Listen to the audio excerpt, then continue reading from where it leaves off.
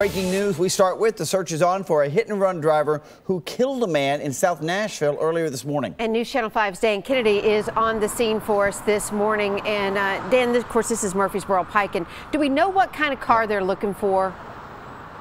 They haven't yet released the make and model of this car, but there's a good chance this car is going to have some significant front end damage to it. This person was hit and killed, died instantly at the scene behind me on Murfreesboro Pike over near East Thompson Lane at about midnight. The police have since cleared up. They've packed up. Detectives will be back out here a little later today going door to door at some of these businesses to see if they have any surveillance that can help them out, because police need to find out what kind of car they are looking for. This is what it looked like a little earlier this morning when detectives were still out here on the scene documenting the scene. That there's a chance that there might even be some parts of that car left behind, because there was quite a bit of debris left behind on Murfreesboro Pike a little earlier this morning. I'm told the victim was a homeless man who had just walked away from a nearby homeless camp where he'd been staying and was on Murfreesboro Pike when this car came by and it struck him. The driver never stopped to render aid, never stopped to call 911 or any of that, just kept driving. And so now the search is on for this hit and run driver. Back out here live this morning, police are working to notify the victim's family, and once they do that, they'll pass along his age and his name. Both of those pieces of information we don't yet have from police. If you have any information that could help out police in terms of finding this hit and run driver, they certainly would like to hear from you at 615-74-CRIME. Reporting live this morning south of the city, Dan Kennedy, News Channel 5. All right, Dan, thanks so much. Breaking news now, a man's behind bars after a shooting in Clarksville. Police tell us a 35-year-old man was shot a little after 3 this morning after getting into an argument with a man he knew on Ringo Court.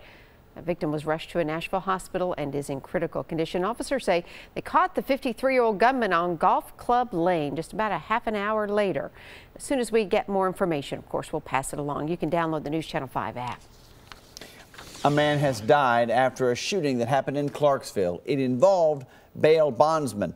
Jalen Johnson passed away yesterday. The 24-year-old shot Sunday morning while running away from some bail bondsmen near the Walmart on Whitfield Boulevard. Another man was shot but should be all right. Investigators are asking any witnesses to step forward with information.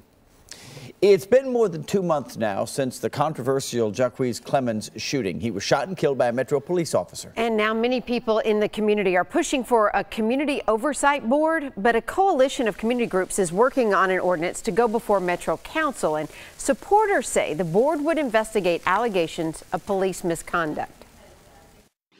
The ultimate goal is to make Nashville a safer city while having excellence in policing, but also protecting citizens' rights. Now, the Mayor Megan Barry does not support the idea. She said in a statement those types of boards have had mixed results nationwide, and she's not pursuing the idea at this time. The mayor does support purchasing body cameras for officers. Both Metro Police and the TBI have finished their investigation into Clemens' shooting. The district attorney's office is reviewing the report now to determine if any charges will be filed against Officer Josh Lippert. Well, a bill that would make the TBI investigations into deadly police-involved shootings more public is on its way now to the governor's desk. The House approved it unanimously yesterday. Under that measure, the records would be made public after local prosecutors are finished with the case. That bill would only apply to officer-involved shooting deaths after the law takes effect, not ones currently. TBI Director Mark Gwynn says he's got no problems with making those records public. Happening now, one of 2 escaped teens is still on the run this morning. Jacob Bird escaped the G4S Stones River Academy detention facility yesterday. The 17-year-old was in custody for aggravated burglary in Hamilton County. Bird and a 16-year-old escaped the facility early yesterday out of a back window. Now, the other teen was caught yesterday in Carthage, but is refusing to answer questions about how he made it from Nashville to Smith County.